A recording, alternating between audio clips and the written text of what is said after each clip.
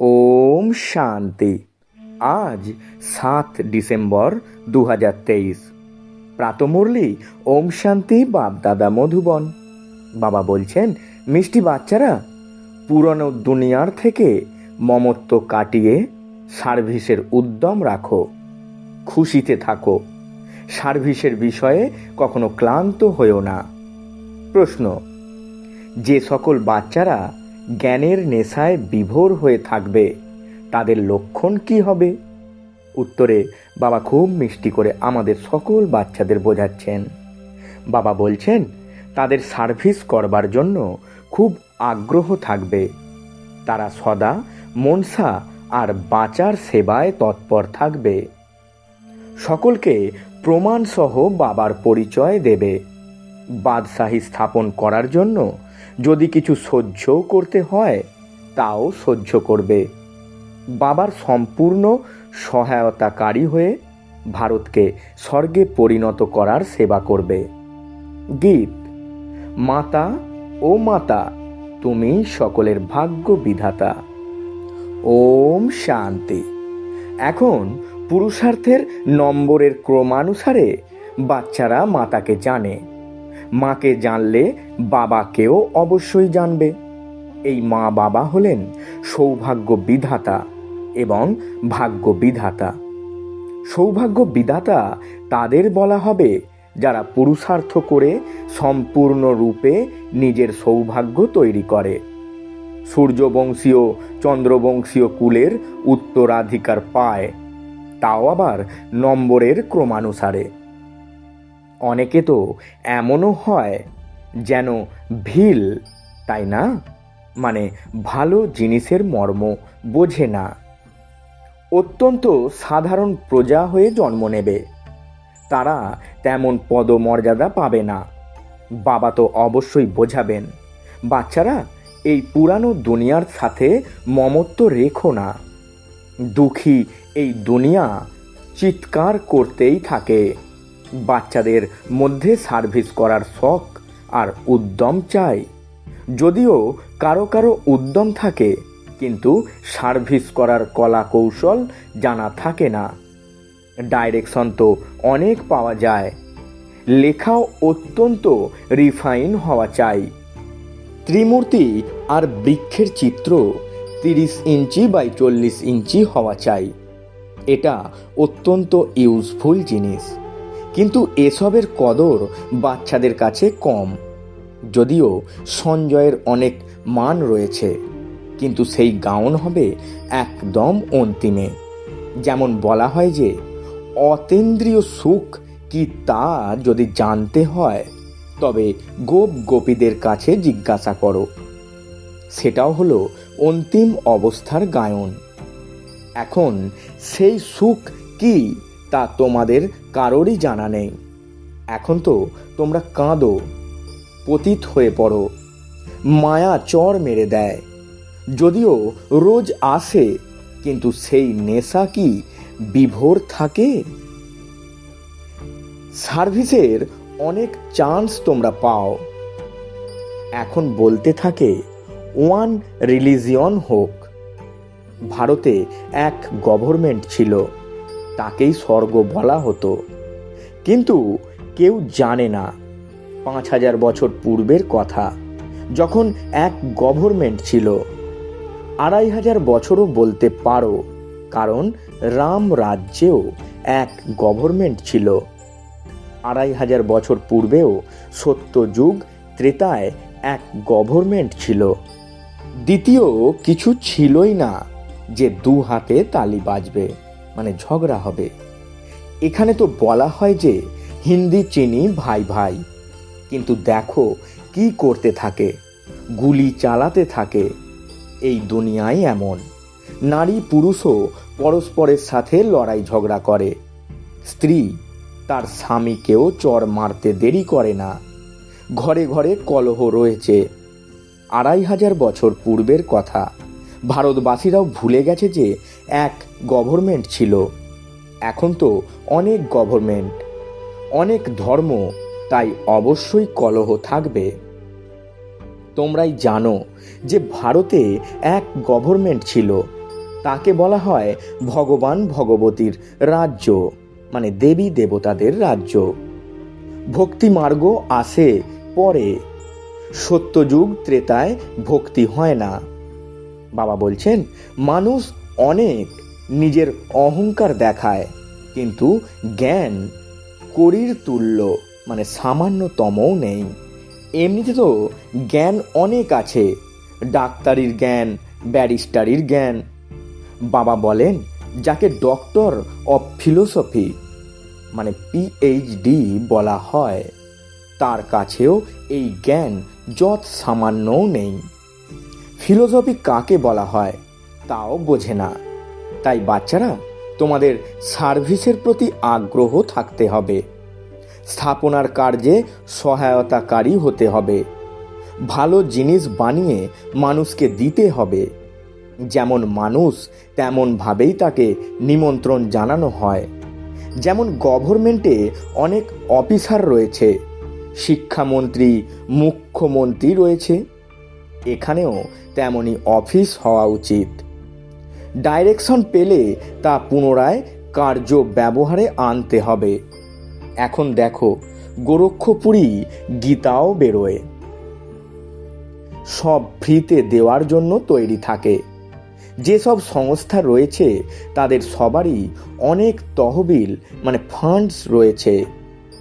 কাশ্মীরের মহারাজার মৃত্যুর পর সব ধন সম্পদই আর্য সমাজীরা পায়, কারণ তিনি আর্য সমাজের ছিলেন। সন্ন্যাসী ইত্যাদিদের কাছেও অনেক ধন থাকে। তোমাদের কাছেও যে টাকা পয়সা ইত্যাদি রয়েছে, সেই সব এই সেবায় দিয়ে দাও, যাতে ভারত স্বর্গে পরিণত হতে পারে। তোমরা স্বর্গ বানাতে সাহায্য করো।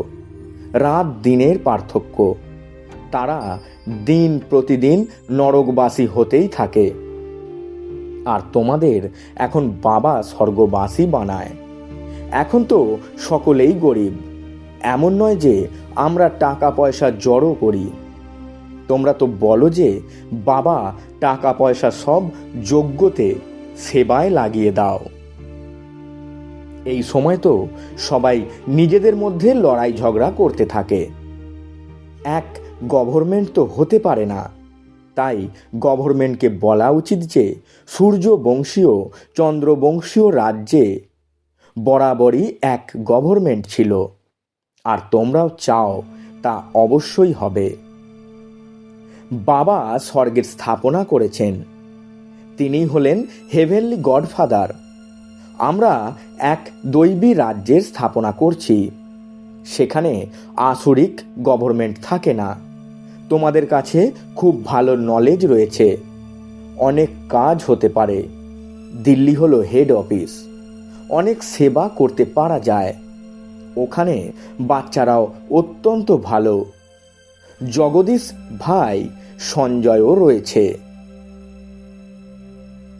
কিন্তু সঞ্জয় তো এখানে সবাই, কোনো একজন নয়। তোমরা প্রত্যেকেই সঞ্জয়। তোমাদের কাজ হলো সবাইকে রাস্তা দেখানো। বাবা তো ভালো মতন বোঝান, কিন্তু বাচ্চারা নিজের কাজকর্মে সন্তানদের প্রতিপালনে ব্যস্ত হয়ে থাকে। তোমরা গৃহস্থ ব্যবহারে থেকে বাবার সহায়তাকারী হয়েছ, ওরা হয়নি। এখানে তো সার্ভিস করতে দেখতে হবে। এক রাজ্য কিভাবে স্থাপিত হচ্ছে, এই চক্র ড্রামাকে দেখো, তা সময়কে দেখাচ্ছে। যেমন রাবণের চিত্র বানিয়েছ, তেমন বড় চক্র বানিয়ে লেখা উচিত। এখন কাঁটা মানে কাল চক্র এখানে এসে পৌঁছে গেছে।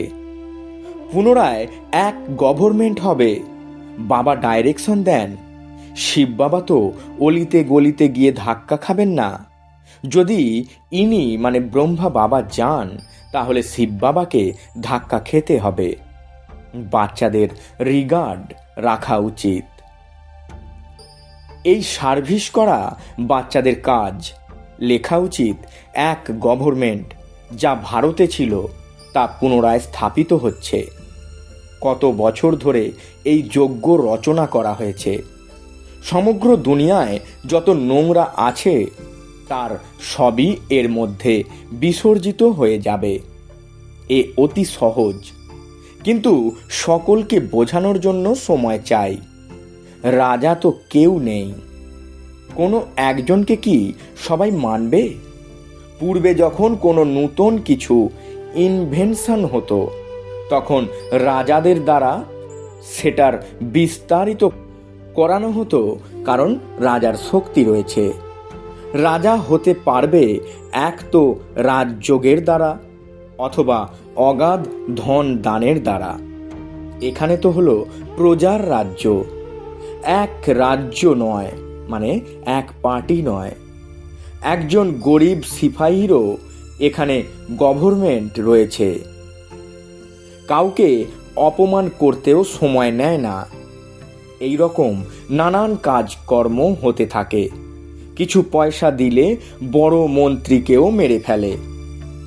বাবা বলছেন, তাই বাচ্চারা, তোমাদের সেবার চান্স নিতে হবে, শুয়ে থাকলে চলবে না। যেমন সৎসঙ্গে গিয়ে কথা শুনে আবার ঘরে ফিরে এসে তেমনই হয়ে যায়, কোনো উদ্যম থাকে না। ঠিক তেমনি বাচ্চাদের মধ্যেও উদ্যম কম। গভর্নমেন্টের ফুলের বাগানে খুব সুন্দর ফার্স্ট ক্লাস ফুল থাকে, তাদের ডিপার্টমেন্টই আলাদা হয়। কেউ গেলেই তাকে প্রথমে ফার্স্ট ক্লাস ফুল উপহার দেবে। বাবারও এটা ফুলের বাগান। যখন কেউ আসবে তখন আমরা তাদের কি ঘুরিয়ে দেখাবো? তাদের নাম বলবে যে এখানে ভালো ভালো ফুল রয়েছে, আবার টগর আকন্দ ফুলও রয়েছে। উজ্জ্বল নয়, সার্ভিস করে না। প্রত্যেক দিন কাউকে না কাউকে বাবার পরিচয় অবশ্যই দেওয়া চাই। তোমরা তো গুপ্ত, এবং তোমাদের কত বিঘ্ন পড়ে, সার্ভিসের উপযুক্ত হওনি। বাবা বারবার বলেন, মন্দিরে যাও, শ্মশানে যাও, গিয়ে ভাষণ করা উচিত। বাচ্চাদের সার্ভিসের প্রমাণ দিতে হবে। শয়ে শয়ে আসবে, তার মধ্যে কেউ কেউ বেরিয়ে আসবে। মিত্র সম্বন্ধীদেরও বোঝানো উচিত। এখানে আসতে ভয় পায়, তাদের ঘরে গিয়েও বোঝাতে পারো। বাবার পরিচয় পেলে অত্যন্ত খুশি হয়ে যাবে। বাবা বলেন, সার্ভিসে ক্লান্ত হয়ে পড়া উচিত নয়। 100-এ 1 জন বেরোবে। বাদশাহী মানে রাজত্ব স্থাপন করতে হলে অবশ্যই অনেক কিছু সহ্য করতে হবে। যতক্ষণ পর্যন্ত না গালি খাবে ততক্ষণ পর্যন্ত কলঙ্কিধর হবে না। মানে কলঙ্কিত হয়ে যিনি পূজিত হন, মানে কৃষ্ণ। জ্ঞানের নেশায় মত্ত হয়ে আছে, কিন্তু রেজাল্ট কোথায়? আচ্ছা, 10-12 জনকে জ্ঞান দিয়েছ, তার মধ্যে থেকে যদি 1-2 জন জাগে, তাও তা বাবাকে বলা উচিত, তাই না? সার্ভিসের শখ চাই, তবে তো বাবা পুরস্কার দেবেন। বাবার পরিচয় দাও, তোমাদের বাবা কে? তবেই তো অবিনাশী উত্তরাধিকারের নেশায় বিভোর হবে। তোমরা ভাষণ করো। সম্পূর্ণ বিশ্বে একমাত্র ব্রহ্মা কুমার কুমারীরা ছাড়া বিশ্বের হিস্ট্রি জিওগ্রাফি আর কেউই জানে না। চ্যালেঞ্জ করো। বাবা শ্মশানের কথা তুলেছেন, তাই তোমাদের শ্মশানে গিয়ে সার্ভিস করা উচিত। কাজকর্ম তো 6-8 ঘন্টা করবেই, বাকি সময় কোথায় চলে যায়? এই রকমভাবে তোমরা উচ্চ পদ প্রাপ্ত করতে পারবে না। বাবা বলবেন, তোমরা এসেছো নারায়ণকে বা লক্ষ্মীকে বরণ করবে, কিন্তু নিজের চেহারা তো দেখো। বাবা তো যথার্থভাবেই বোঝান, তাই না? একটা টপিক তোলো, যে ওয়ার্ল্ডের হিস্ট্রি জিওগ্রাফি এসে বোঝো কেমনভাবে তার রিপিট হয়। সংবাদপত্রে দাও, হল নেওয়ার চেষ্টা করো। তোমরা তো 3 পা জমিও পাও না। মানে ইন্দ্রলোকের আধিপত্য পুনরায় ফিরে পাওয়ার জন্য বিষ্ণু বামন অবতার রূপে অসুররাজ বলির কাছে 3 পা পৃথিবী প্রার্থনা করেছিল। জানে না তোমরা হলে পরম ধামের ফরেনার্স। আত্মারা সবাই পরম ধাম থেকে এসেছে, তাই এখানে সবাই বিদেশি, তাই না? কিন্তু তোমাদের এই ভাষা কেউ বুঝতে পারে না। এখানে সাকার রূপে কখনো বলা হয় না যে পা ছো এটা করো, কিন্তু যেমন সাধু মহাত্মাদের পদ চুম্বন করে, ধুয়ে সেই জল পান করে, একে তত্ত্ব পূজা বলা হয়। 5 তত্ত্বের শরীর, তাই না? ভারতের কি দুর্দশা হয়েছে, তাই বাবা বলেন যে সেবার প্রমাণ দাও, সবাইকে সুখ দাও। এখানে তো ব্যাস কেবল যেন এই উদ্বেগই থাকে, এই চিন্তাই থাকে। বুদ্ধি যোগ যেন বাবার সাথে থাকে। গীত, মাতা তুমি সকলের ভাগ্য বিধাতা। মাতা জগৎ অম্বা হলেন ভাগ্য বিধাতা। মাতাই পদ প্রাপ্ত করে। তিনি বলেন শিব বাবাকে স্মরণ করো, আমি তার থেকেই ধারণ করি, অন্যদের ধারণ করাই, সৌভাগ্য নির্মাণ করি। তোমরা হলে ভারতের সৌভাগ্য বিধাতা। আর তাই কত নেশা থাকা উচিত। যা মাম্মার মহিমা তাই বাবার মহিমা, আর তাই দাদারও মহিমা। বাচ্চারা, তোমাদের যজ্ঞের স্থূল সেবাও করা উচিত, আবার রুহানি সেবাও অবশ্যই করা উচিত। মন মোনা ভব মন্ত্র সবাইকে দিতে হবে। মন মোনা ভব এ হলো মনসা, আর মধ্যাজি ভব এ হলো বাণীর সেবা। এর মধ্যে কর্মনাও এসে যায়। কন্যাদের সার্ভিসে লেগে পড়া উচিত। গ্রামে সার্ভিস ভালো হয়, বড় শহরে তো অনেক ফ্যাশন, প্রলোভন অনেক, কি আর করা যাবে? তাহলে কি বড় শহরকে ছেড়ে দেবে? এমনও নয়। বড় শহর থেকে ধনীদের থেকে আওয়াজ ছড়াবে। আর দুনিয়াকে তো এই মন মোনাভাবর জাদু মন্ত্রের দ্বারা স্বর্গে পরিণত করতে হবে।